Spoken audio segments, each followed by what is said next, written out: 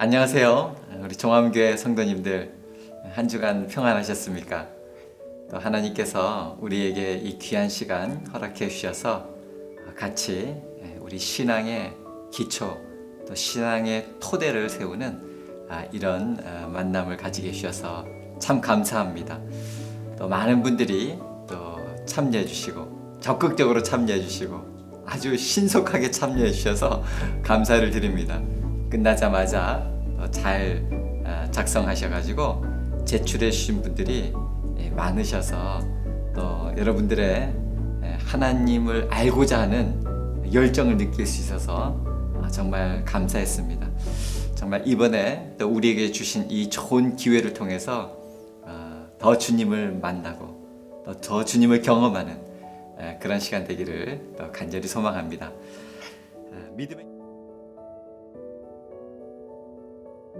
믿음의 기초를 세우는 신앙 강좌 12 스팟 두 번째 시간입니다. 우리의 최고의 자리, 우리 신앙의 어떤 모습을 또 세울 수 있는지 오늘 우리 인간론에 대해서 또 함께 나누려고 합니다.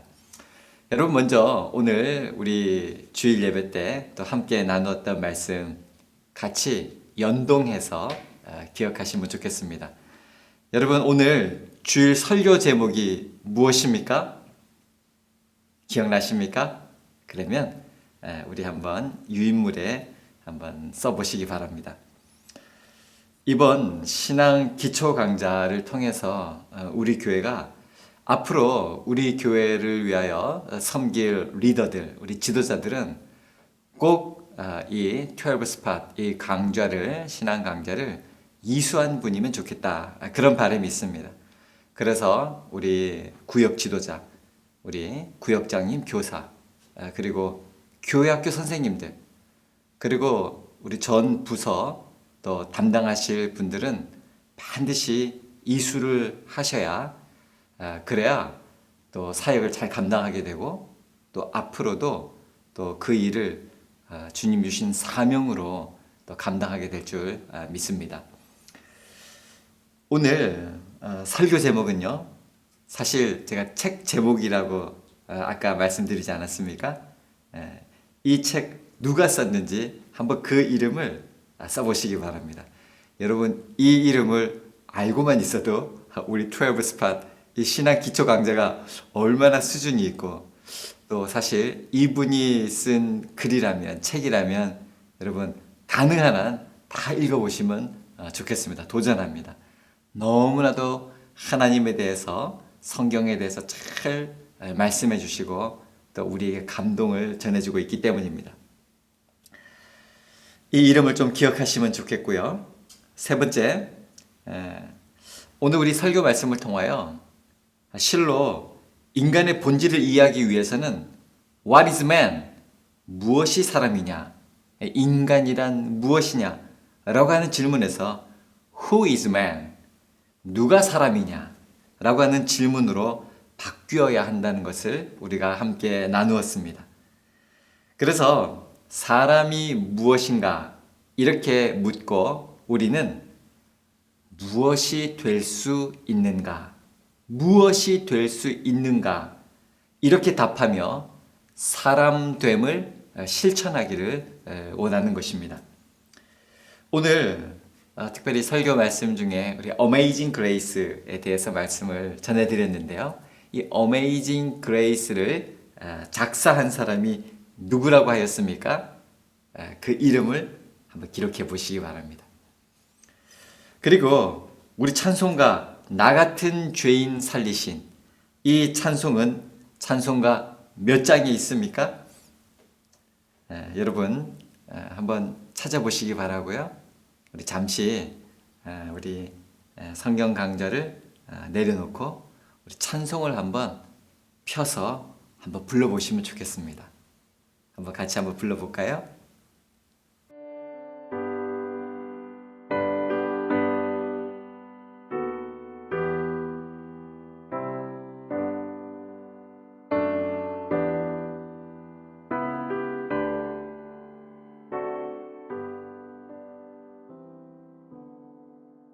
나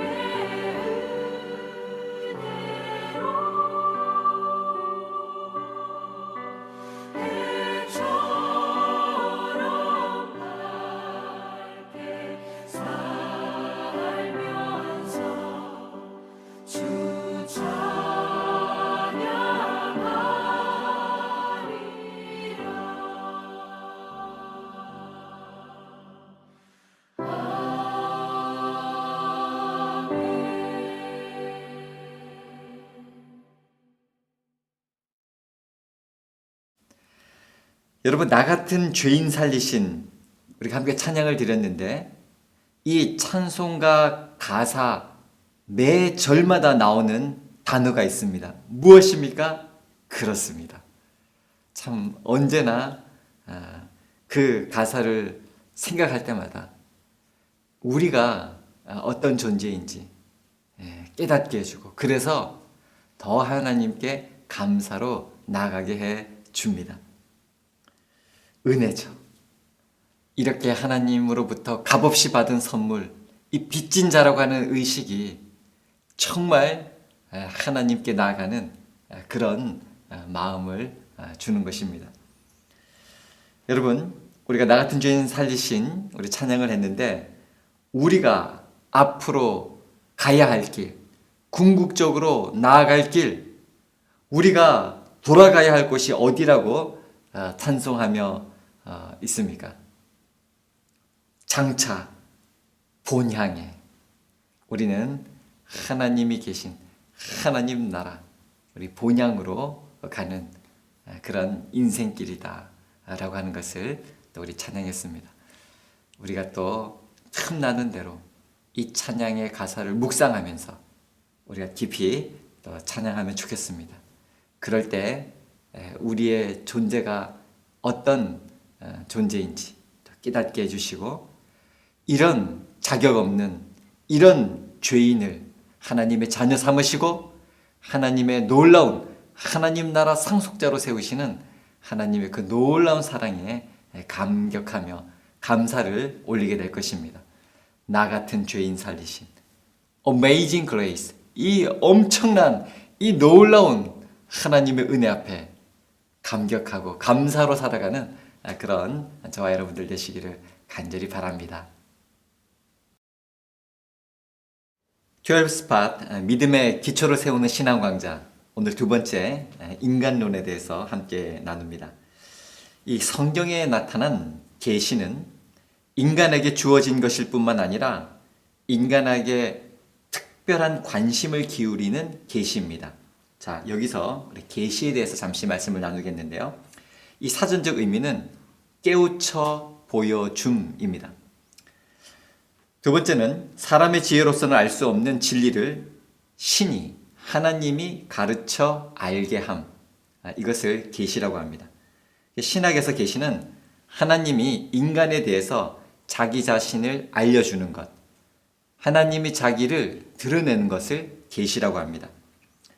고린도후서 4장 6절 말씀에 보면 어두운 데에 빛이 빛이라 말씀하셨던 그 하나님께서 예수 그리스도의 얼굴에 있는 하나님의 영광을 아는 빛을 우리 마음에 비추셨느니라. 하나님께서 우리 마음에 빛을 비춰주세요. 조명하신다라고 하는데, 그래서 하나님을 알게 해주신다라고 하는 것이 이 계시의 의미입니다. 그래서 이 계시는 하나님과 인간의 관계에 관한 기록입니다. 관계. 특별히 하나님이 인간을 위하여 준비하셨고 또 준비하시는 구속의 계시에 대해서 성경은 말씀하고 있습니다. 우리가 다음 구원론 가서 이 죄를 속량한다 라고 하는 이 구속에 대해서 또 설명을 드리도록 하겠습니다. 이 성경에 나타난 인간에 대한 특징, 그래서 신학에서는 인간론의 특징이라 이렇게 이야기를 하는데요.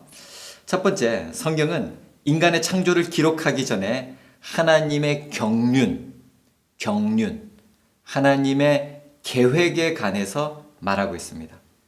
경륜 혹은 계획인데요. 그러니까 하나님은 인간을 창조하기 이전에 하나님의 경륜, 하나님의 계획을 말씀해 주고 있습니다. 태초에 하나님이 천지를 창조하시니라. 인간이 있기도 전에, 인간을 창조하기도 전에 하나님이 천지를 창조하셨다. 하나님이 하늘과 땅을 창조하셨다라고 하는 것은 창조로 끝나는 것이 아니라 이 창조가 하나님 뜻에 합하게, 하나님 뜻에 부합하게, 하나님께 영광 돌리도록 하나님께서 창조하셨다라고 하는 것입니다. 이것이 하나님의 의도와 목적과 계획인 것이죠. 그래서 인간 창조는 엄밀한 의미에서 하나님의 직접적인 사역이라고 하는 것을 알 수가 있습니다. 우리 창세기 2장 7절에 보면 하나님이 사람을 만드시고 그 코를 또 빚으시고 이렇게 콧구멍도 만드시고 그래서 그 코에 생기를 불어넣어서 생명이 되게 하시는 이런 모습. 많은 피조물들 중에 하나님이 직접적으로 사역하시는 이런 직접적인 사역의 결과물이 인간이다 라고 알려줍니다. 동물과는 달리 인간은 하나님의 형상을 따라 창조되었습니다. 하나님의 형상. 인간의 몸의 기원과 영혼의 기원은 명백히 구분됩니다. 그야말로 간단하게 두 요소라고 했을 때 몸과 하나님이 불어넣으신 생명의 숨, 즉 생명이며 이 두 요소가 결합됨으로써 살아있는 존재가 되는 것입니다. 몸과 생명. 그래서 우리는 하나님의 숨, 하나님의 이 호흡, 이것이 우리 안에 들어올 때, 또 이것이 우리 안에서 운행이 될 때 진정한 하나님의 형상을 입은 사람이 된다라고 하는 것을 알 수가 있습니다. 조금 이따가 말씀드리겠지만, 그러면 악령이 부른 그 숨으로 악한 영이 우리를 지배하고 있다면, 겉은 몸은 사람의 몸을 입고 있지만 야수와 같은, 괴물과 같은 그런 삶. 그래서 자기 자신에게도 파괴를 하게 되고 다른 생명도 희생시키고 죽이는 그런 일을 저지르는 바로 그런 형상은 인간이나 인간이 아닌 그런 모습을 볼 수가 있죠. 다섯 번째, 인간은 피조물을 다스리는 권세를 부여받았습니다. 이것은 인간과 인간의 영광스러운 통치를 통하여 전능하신 창조주 하나님을 영화롭게 하기 위함인 것입니다. 여러분, 시간 관계상 이렇게 설명하고 넘어가지만 여러분들 나오는 참고 본문, 특별히 창세기 1장 말씀을 읽어보시고 오늘 우리 설교 때 나눴던 시편 8편 말씀을 더 깊이 더 읽어보면서 묵상해 보시기 바랍니다. 세 번째, 창조주의 행위를 통한 인간의 자기 인식입니다. 인간은 하나님이 알려줄 때 자기를 인식하게 됩니다. 계시할 때라고 하는 것이죠. 알려줄 때입니다.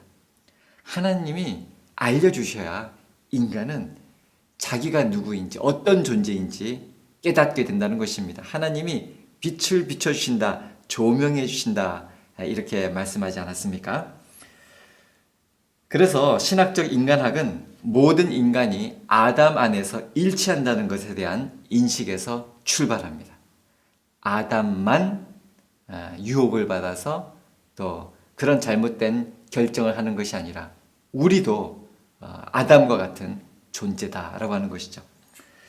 세 번째, 인간은 창조자 하나님과의 관계 속에서 밝혀집니다. 네 번째, 인간은 하나님의 영역 안에서, 하나님과의 계약 안에서, 창조자와의 관계 속에서 자신의 근거와 가능성을 인식하고 받아들이는 그런 존재로 실존하게 됩니다. 그러니까 조금 전에도 말씀드렸지만 하나님과의 관계 속에서 인간이 어떤 존재인지를 알게 되는데, 인간은 하나님의 영역 안에서 인간됨을 알 수가 있고 회복하게 되고요. 하나님과의 계약을 통해서 살아가는 목적과 의미를 깨닫게 되고요. 또한 창조자와의 관계를 통해서 자신의 근거와 가능성을 인식하고 받아들이게 됩니다. 내게 능력 주시는 자 안에서 내가 모든 것을 할 수 있느니라. 바로 하나님과의 관계를 통해서 자신의 근거와 가능성을 확인하게 된다는 것이죠. 다섯 번째, 인간은 창조주와의 공존을 위해서 선택되었습니다. 창조주와의 공존.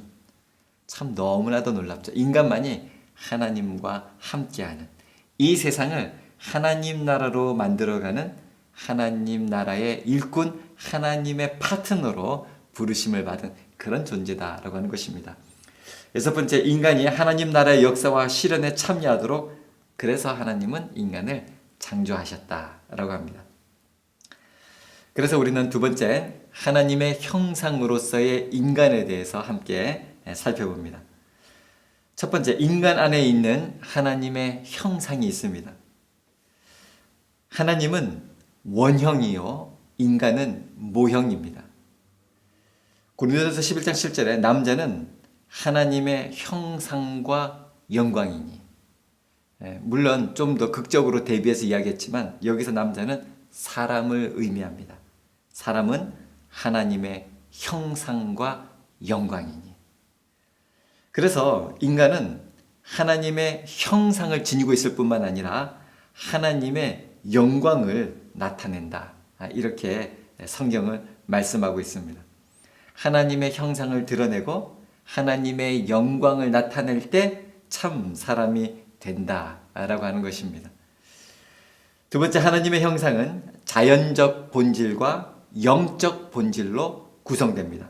자연적 본질이란 지적 능력, 그리고 자연적인 감정, 그리고 도덕적인 자유 등과 같은 요소들입니다. 하나님의 형상으로 창조된 인간은 합리적이고 도덕적인 성품을 지니고 있는데, 이것들은 죄로 인해 손상되고 변질되고 왜곡되어 버렸습니다. 그러나 근본적인 하나님의 형상이 소실되지는 않았습니다. 이제 앞으로 우리가 또 말씀을 또 나누게 됩니다만, 예수 그리스도를 통하여 하나님의 형상을 회복하게 되는 것입니다. 세 번째, 하나님의 형상으로 창조될 때 인간이 가지는 영적 본질은 참된 지식, 의, 거룩, 이것을 의미합니다.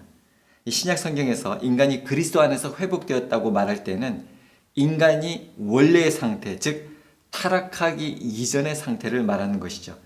그리스도 안에서 회복된 인간의 상태는 영적 본질이 죄 때문에 상실되었다가 그리스도 안에서 다시 획득되게 됩니다. 그리고 하나님의 형상은 영성을 말하고 있습니다. 그래서 우리는 두 번째, 이 하나님의 형상인 인간의 원래 상태에 대해서 살펴봅니다. 첫 번째, 인간은 완전한 상태, 곧 의와 거룩을 지향하는 그런 존재로 창조되었다는 것입니다. 인간이 최고의 탁월한 상태에 이미 도달해 있다는 의미는 아닙니다. 의와 거룩을 품고 있는 하나님의 형상을 가지고 있지만 의와 거룩을 지향하는, 의와 거룩으로 향해 나아가는 존재라고 하는 것입니다. 그런데 죄로, 유혹으로 그 걸림돌에 넘어진, 미혹된 자들은 의와 거룩이 아니라 철저하게 자기 이익을 위해서 살아가다가 다른 생명에게, 심지어는 가족에게도 상처를 주고 다른 생명, 또 다른 환경을 파괴하는 일도 서슴지 않게 되는 것입니다. 그래서 인간은 하나님의 형상을 입은 대로 의와 거룩을 지향하는 존재다.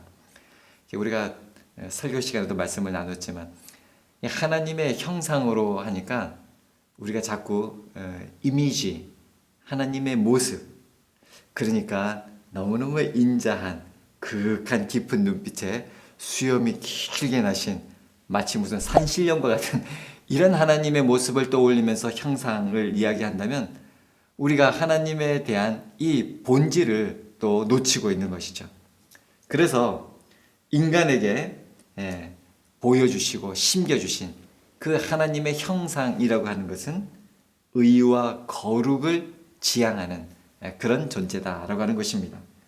그래서 인간은 하나님의 뜻에 순종을 통하여 더 높은 수준의 완전성에 도달하도록 창조되었습니다.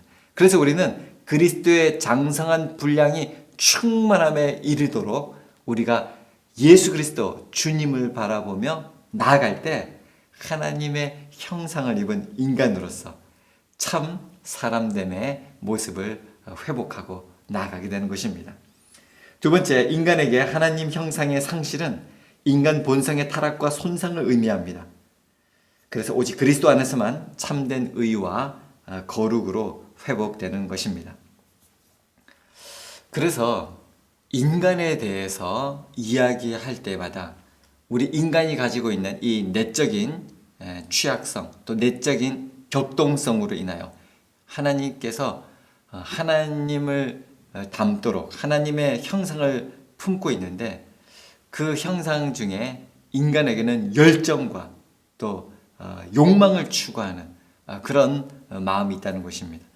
이것이 분출되었을 때 하나님이 원하시고 하나님이 바라시는 하나님의 뜻은 의와 거룩을 향하여 나아가는 것인데 인간은 이것을 잘못 사용하였죠. 그래서 뱀을 통한 이 사탄의 유혹으로 말미암아 또 죄를 짓게 되는데 그래서 우리는 이 시간 인간론을 다루는데 죄의 기원을 살펴보지 않을 수가 없습니다. 지금 인간이 인간된 이 모습은 죄의 큰 관여, 죄의 깊숙한 개입이 있기 때문입니다. 먼저 첫 번째, 죄의 기원에 관한 이 성경적인 근거를 살펴봅니다. 첫째로, 하나님은 죄의 조성자로 절대 간주될 수가 없습니다. 하나님께서 모든 것을 창조하셨다라고 하니까 그러면 죄도 하나님이 창조하셨냐? 악도 하나님이 만드신 거냐?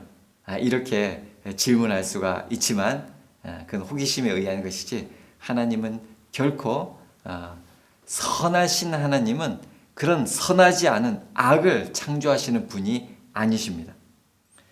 우리 욥기 34장 10절에는 우리 하나님은 악을 행하지 않으시는 하나님이시다. 이사야 6장 3절에는 하나님은 거룩하시다. 신명기 32장 4절 하나님 안에는 불의가 전혀 없다. 그리고 하나님은 악에게 미혹될 수 없으며 친히 아무도 시험하지 않으신다 라고 하는 것이 성경이 하나님에 대해서 알려주시는 말씀입니다. 그래서 우리 하나님은 결코 죄를 만드시지도 악을 조성하시지도 않는 그런 선하신 하나님이시다라고 하는 것입니다. 우리 야고보서 1장 13절 말씀 같이 한번 나누겠는데요. 사람이 시험을 받을 때에 내가 하나님께 시험을 받는다 하지 말지니 하나님은 악에게 시험을 받지도 아니하시고 친히 아무도 시험하지 아니하시느니라. 아멘. 하나님께서 악에게 시험을 받지도 아니하시고 친히 아무도 시험하지 아니하시는 분이라고 분명히 말씀해 주십니다. 그런데 우리가 살아가다 보면 참 이거 뭐 어떻게 해명할 수는 없고 정말 너무 시험 든다라고 밖에 말할 수 없는 이런 일들을 만나게 되죠. 왜 나에게 이런 일이 있는가? 그런데 거기에 대해서 고린도전서 10장 13절은 이렇게 말씀하고 있습니다. 사람이 감당할 시험 밖에는 너희가 당한 것이 없나니 오직 하나님을 미쁘사 너희가 감당하지 못할 시험 당함을 허락하지 아니하시고 시험 당할 즈음에 또한 피할 길을 내사 너희로 능히 감당하게 하시느니라. 아멘. 우리가 살아가면서 참 너무나도 큰 어려움과 또 고통으로 인하여 이것은 시험이라고 이렇게 참 말하고 싶지만 성경은 이렇게 보기에 시험 같지만 그것은 시험이 아니라 오히려 감당하게 해주시는 하나님의 능력을 나타내는 재료가 될 뿐이다. 도구가 되는 것이다. 이렇게 말씀해 주시는 것입니다. 여러분, 여러 가지 일들로 인하여 또 참 제가 너무 시험 당했습니다. 이렇게 생각지도 마시고 말 표현도 하지 마시고 이 일을 통하여 더 믿음에 세워주시고 정말 이전에 경험해 보지 못한 하나님의 능력, 하나님의 기적을 체험하게 해주시려고 하는 하나님의 계획이 있구나. 창조주 하나님, 전능하신 하나님을 믿고 믿음으로 나가시길 바랍니다. 그러면 시험이 아니라 오히려 능히 감당하게 하시는 하나님의 능력을 경험하고 하나님의 은혜를 체험하게 될 것입니다. 시편 5편 4절 그리고 스가랴 8장 17절에 의하면 하나님은 죄를 미워하신다 이렇게 말씀합니다. 여러분, 하나님은 죄를 미워하십니다. 결코 죄를 조성하고 또 죄를 우리에게 주입하시는 분이 결코 아니라고 하는 사실을 성경을 통해서 확인하시고 꼭 기억하고 믿으시기 바랍니다. 두 번째, 이 죄의 기원에 대해서 살펴보면서 죄는 죄를 유발하는 죄의 조성자에 의해서 시작되었다라고 하는 것을 성경은 말씀합니다. 예수님은 마귀의 존재를 인정하며 마귀를 처음부터 살인자라고 규정하였습니다. 요한복음 8장 44절 너희는 너희 아비 마귀에게서 났으니 너희 아비의 욕심을 너희도 행하고자 하느니라. 그는 처음부터 살인한 자요 진리가 그 속에 없으므로 진리에 서지 못하고 거짓을 말할 때마다 제 것으로 말하나니 이는 그가 거짓말쟁이요 거짓의 아비가 되었습니다. 우리 예수님께서 이렇게 마귀가 처음부터 살인자요 거짓말쟁이라고 말씀하고 있는 것입니다.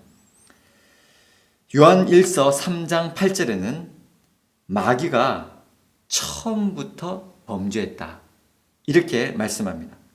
요한 1서 3장 8절 죄를 짓는 자는 마귀에게 속하나니 마귀는 처음부터 범죄함이라.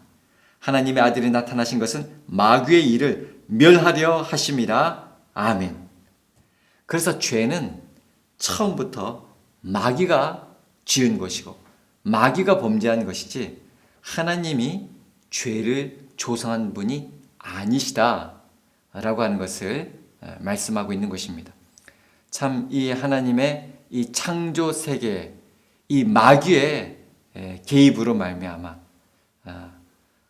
또 우리가 그 마귀에 미혹되어서 유혹에 빠져서 그 죄에 동참하여서 그래서 죄를 짓는 자는 마귀에게 속하나니 하나님의 형상을 입은 자로서 하나님께 속하여야 될 하나님의 자녀가 죄를 지음으로 마귀에게 속하여서 이 세상에 하나님 보시기에 아름다웠던 이 세상을 타락하게 하고 또 왜곡시키고 또 변형이 일어나고 또 부패하게 만들었던 것입니다. 그래서 우리가 악의 도구로 악에게 속하여서 마귀의 편에 설 것이 아니라 하나님의 축복의 자녀로 그래서 하나님이 주신 이 세상을 잘 다스리고 유지하고 살리는 이 권세를 통하여 또 하나님께 영광 돌리는 그런 존재로 부르심을 받은 자가 바로 인간이다 라고 하는 것을 우리가 다시 한번 확인하게 됩니다. 이 죄를 조성하는 이 마귀는 어떤 존재입니까? 천상의 존재였죠. 천사가 타락했기 때문입니다. 천사가 왜 타락했습니까? 하나님과 같이 되고자 하는 교만 때문이었다라고 하는 것입니다. 그래서 이 교만이 이렇게 무서운 것입니다. 이렇게 천사마저도 무너뜨리는 것이 바로 교만이죠. 그래서 이 달콤한 유혹에 하나님처럼 될 수 있다라고 하는 말에 인간도 속아서 아담이 속아서 또 하나님이 명하신 하나님이 금하신 선과 악을 알게 하는 그 나무의 실과를 먹지 않습니까?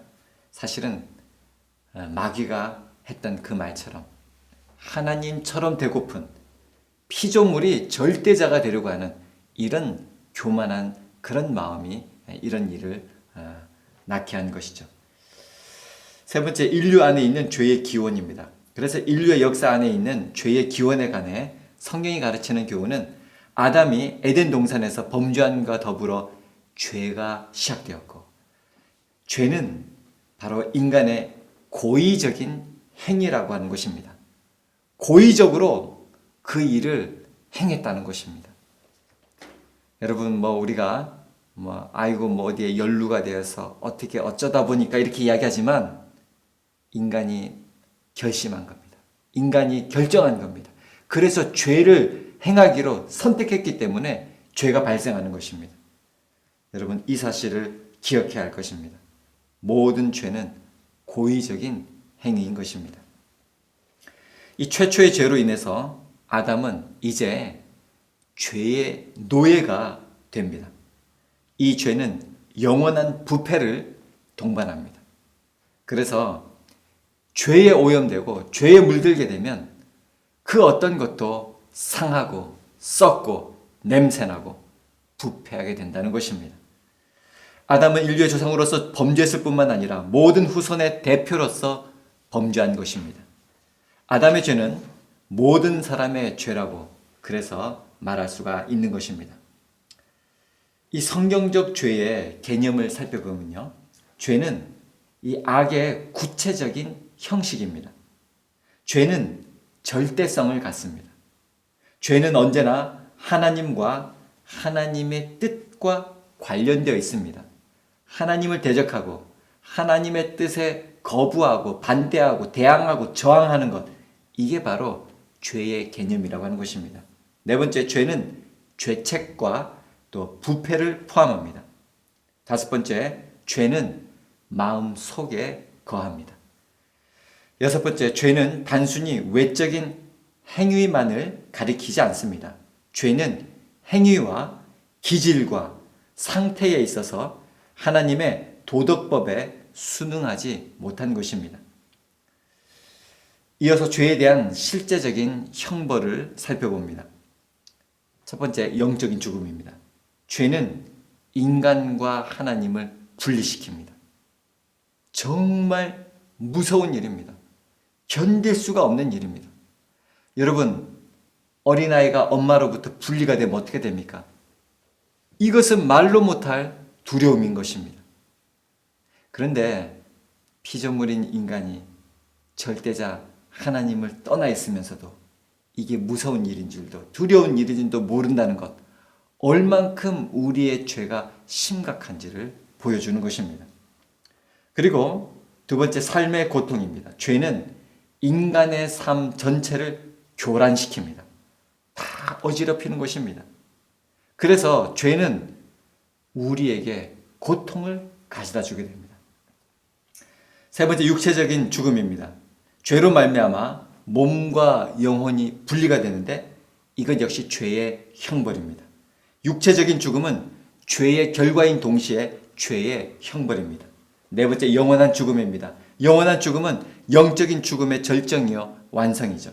죄로 인한 부패가 완성되고 하나님의 진노가 저주받은 자에게 임하며 인간이 생명과 기쁨의 근원이신 하나님과 완전히 분리가 되는 것입니다.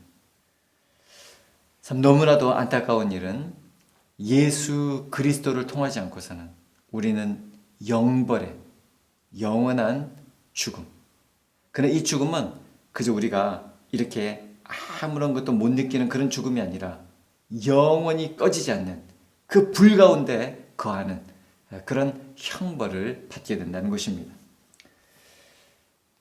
이러한 연약성, 그리고 죄로 말미암아 고의적으로 죄를 범하여서 영벌을 받을 수 없는 그런 인간인데 하나님께서 내버려 두지 아니하시고 하나님이 이처럼 사랑하사 독생자 예수 그리스도를 통하여 바로 우리가 다시 한번 거듭날 수 있는 기회를 주셨습니다.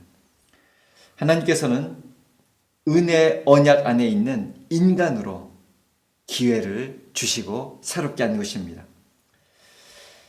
먼저는 하나님의 이 은혜의 언약이라는 것을 우리가 기억해야 되는데요. 첫 번째는 죄로 인해서 하나님의 언약이 깨어졌다라는 사실입니다. 첫 번째는 아담의 불순종이고요. 이 언약이 이루어지기 위해서는 반드시 순종이 따릅니다. 아담의 불순종을 씻을 만큼 하나님의 뜻에 순종하는 그 순종이 하나님의 약속을 이루게 하는 것입니다. 이제 아담의 불순종으로 말미암아 죄 가운데 거하게 된, 죄로 타락하게 된 인간에게 하나님은 새로운 언약을 주셨습니다. 하나님과 구원할 자들 사이에 관계를 구체화시키신 것입니다. 언약의 조건을 성취할 방법을 제시합니다. 피 흘림이 없은즉 사함이 없느니라. 오직 생명은 피로 말미암음인데 바로 죽기까지 철저하게 완벽하게 하나님께 순종하는 그 순종자를 통하여 중보자를 세우시고 우리를 구원해 주시는 것입니다. 그래서 두 번째 언약 성취를 위한 방법은 그리스도께서 우리를 대신하여 언약의 조건을 성취하는 것을 성경은 말씀해 주십니다. 하나님과 화목하게 하는 중보자라고 하는 이 특별한 역할을 수행하시는 것이죠. 사실 첫 언약에서 하나님과 인간 사이에 중보자란 없지 않았습니까? 그런데 죄로 말미암아 인간이 타락하고 무너진 이후 하나님께서는 중보자를 통하여서 하나님과 단절된, 하나님과 분리된 그 관계를 회복시키는 그런 약속을 해 주신 것입니다. 이 약속은 오직 믿음으로 의하여 이루어집니다. 은혜 약속을 시작하는 조건은 오직 그리스도 예수에 대한 믿음뿐입니다. 하나님의 사랑은 우리의 변화를 전제 조건으로 삼지 않습니다. 오히려 하나님이 우리를 받아주시고 긍정해 주신 뒤에야 인간이 변화가 일어난다는 것입니다. 루터는 이 믿음을 기본적으로 하나님을 신뢰하는 태도라고 봅니다. 사람의 변화와 거듭남은 하나님이 사랑을 베푸시는데 필요한 전제 조건이 아니라 하나님이 사랑을 베푸신 결과라고 하는 것입니다.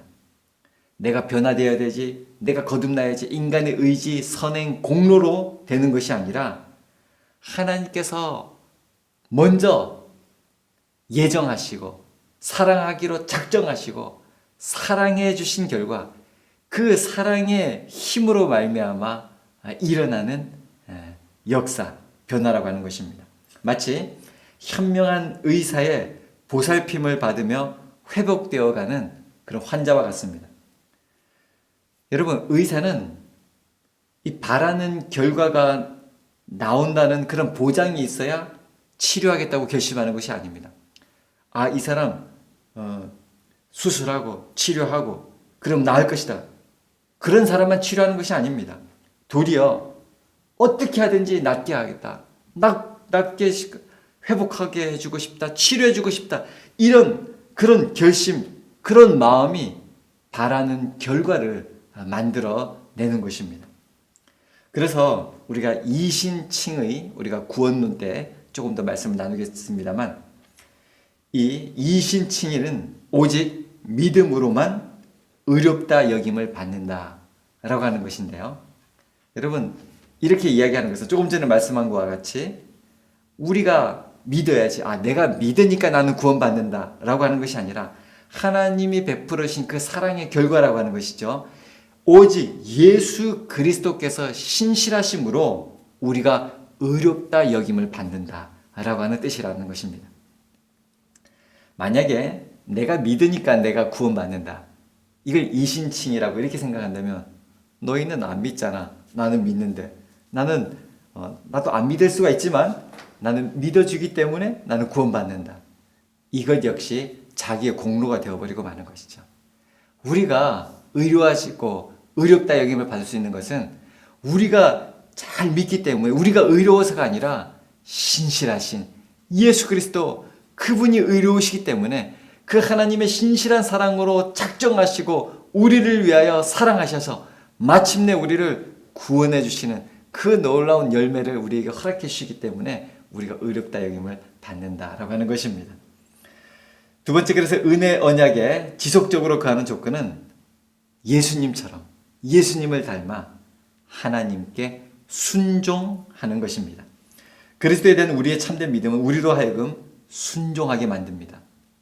참된 믿음은 예수님처럼 하나님께, 하나님 말씀에 순종하는 것입니다. 하나님 뜻에 순종하는 것입니다. 그리스도께 대한 순종은 우리가 은혜 언약 받았음을 보여주는 필연적인 증거로 제시가 됩니다. 그래서 예수 그리스도를 닮는다라고 하는 것은 예수님이 하나님께 철저하게 순종했던 것처럼 하나님을 순종하는 것, 바로 이것이 우리의 삶인 것입니다. 네 번째, 은혜 언약의 축복입니다.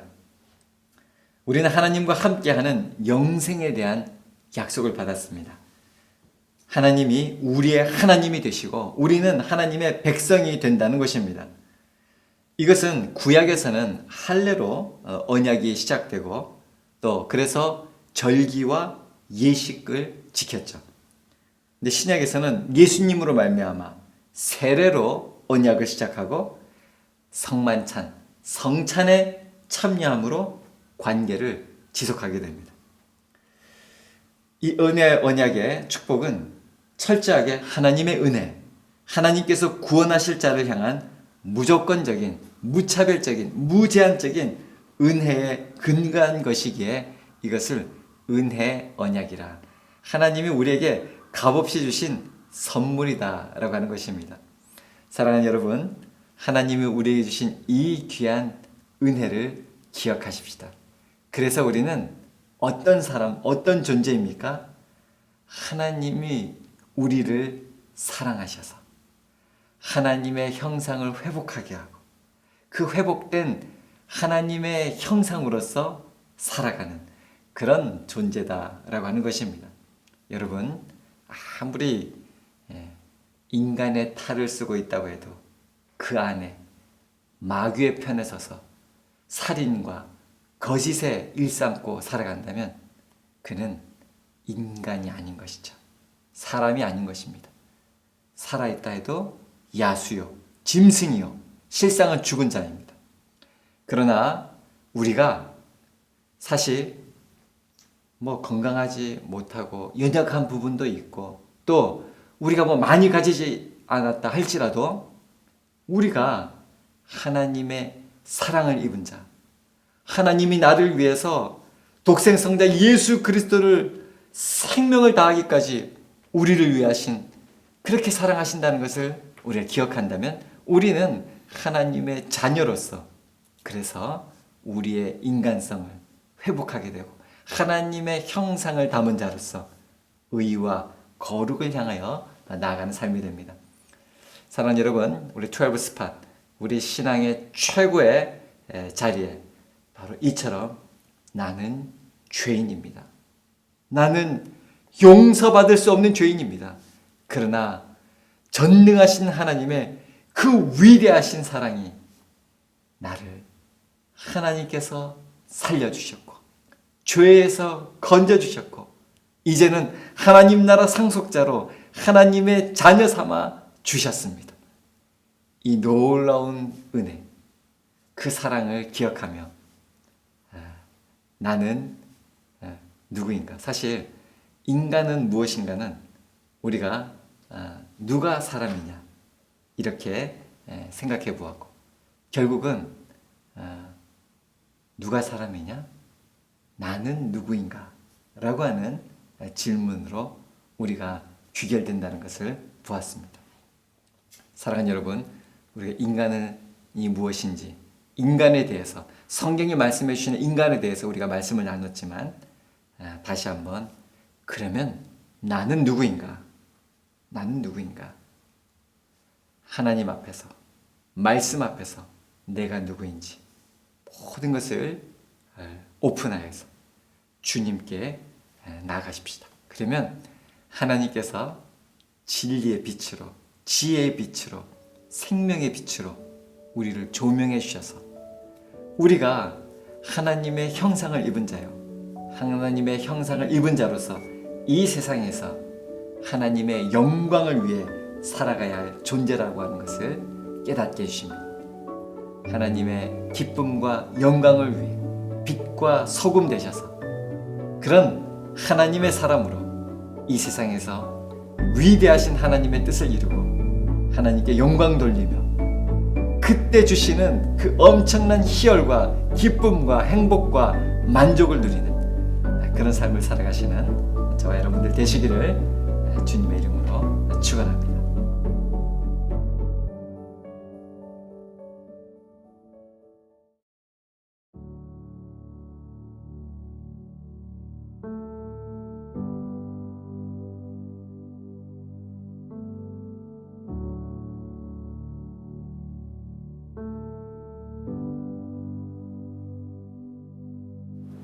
한 사람의 범죄.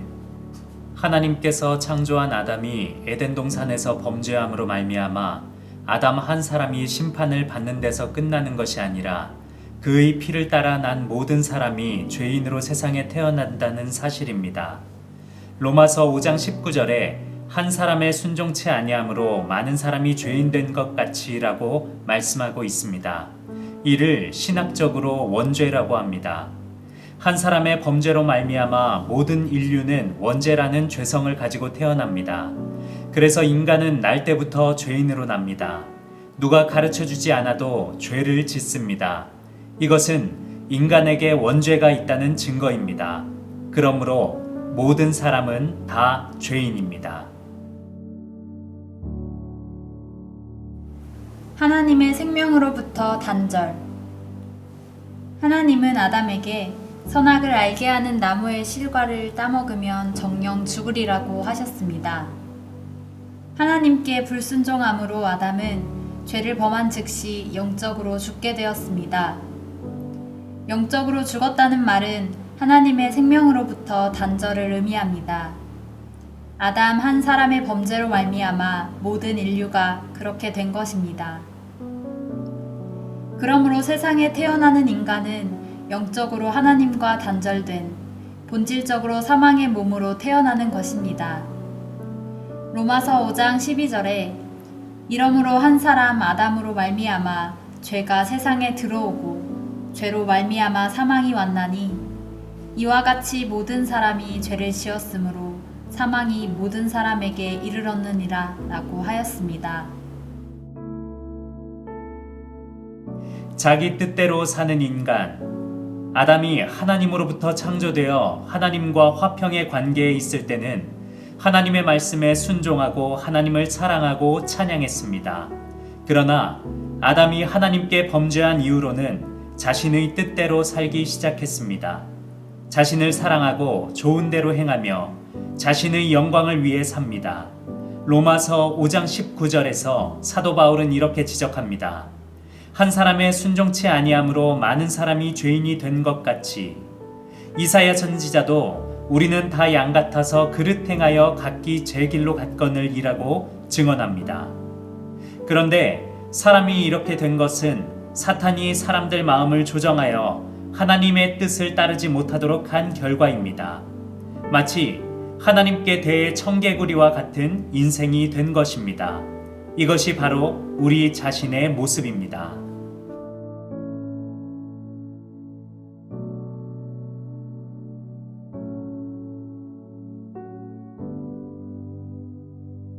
죄는 법을 범하는 것.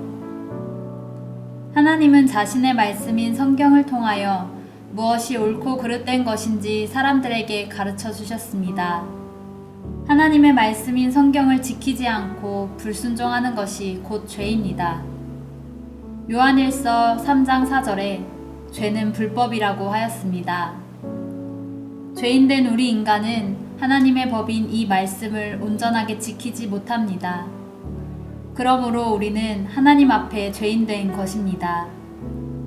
만약 의인이 있다고 한다면 그는 하나님의 말씀을 완전하게 지킨 자입니다.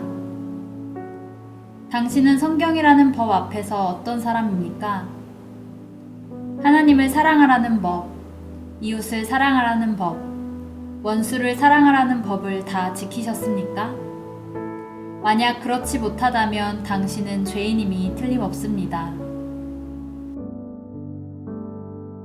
죄는 믿지 않는 것. 당신의 자녀들이 당신을 부모로 믿지 않는다면 통탄할 일이 아니겠습니까? 마찬가지로 천지를 창조하시고 우리를 지으시고 사랑하시는 하나님을 믿지 않는 것은 큰 죄입니다. 우리가 믿어야 할 것은 사랑의 하나님입니다. 그리고 우리의 죄의 값을 대신 갚으시기 위해 십자가에 못 박혀 죽으신 예수 그리스도를 믿는 것이며 우리를 위로하시고 도와주시고 이끌어 주시는 성령님을 믿는 것입니다. 요한 1서 5장 10절에 하나님을 믿지 아니하는 자는 하나님을 거짓말하는 자로 만드나니 이는 하나님께서 그 아들에 관하여 증거하신 증거를 믿지 아니하였음이라라고 하였습니다.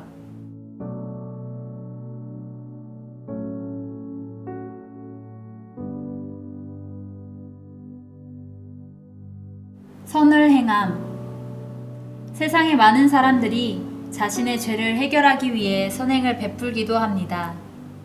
현세에서 선행을 해야 내세에 좋은 데 간다고 생각합니다.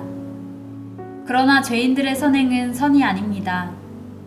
예를 들어 도둑이 많은 돈을 훔쳐서 그 돈으로 착한 일을 했다면 그것은 선행이 아니라 위선입니다. 모든 사람이 다 죄인이므로 죄인이 행하는 선은 선일 수 없는 것입니다. 그래서 성자 어거스틴은 중생하지 아니한 선은 화려한 악이라고 했습니다. 종교를 만듦. 많은 사람들이 죄의 문제를 해결받고 복받기 위해 종교를 만들었습니다. 그러나 종교가 인간의 죄의 문제를 해결할 수는 없습니다. 불교에는 죄라는 말 자체도 없습니다. 모든 종교의 창시자도 여전히 다 죄인입니다. 죄인이 어떻게 죄인을 구원할 수 있겠습니까? 성경은 소경이 소경을 인도하다가는 둘 다 물에 빠지게 된다라고 합니다.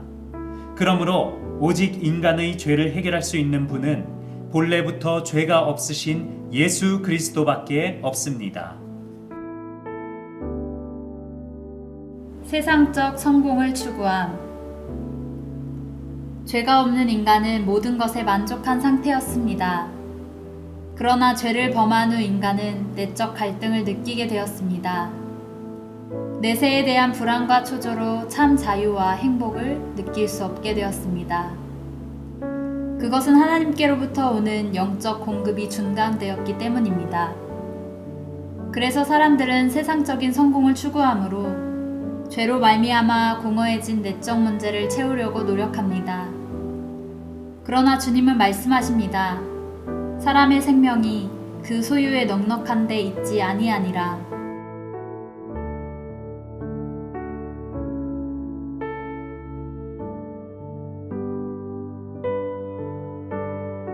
사람의 목적. 사람은 하나님을 예배하고 영원히 기뻐하도록 창조되었습니다. 이 목적은 다른 어떤 피조물에도 적용되지 않습니다. 천사들은 완벽한 상태를 유지해왔고 지극한 기쁨 가운데 아버지를 예배하지만 이들조차도 구속받은 인간들이 하나님과 갖는 그런 관계를 갖지 못합니다. 이는 확실히 천사들을 붙들어 주려 하심이 아니요 오직 아브라함의 자손을 붙들어 주려 하심이라. 사람은 그리스도 안에서 모두 하나님이 그분의 보좌 앞에서 위엄과 존귀와 기쁨을 영원히 누리게 하시는 존재입니다.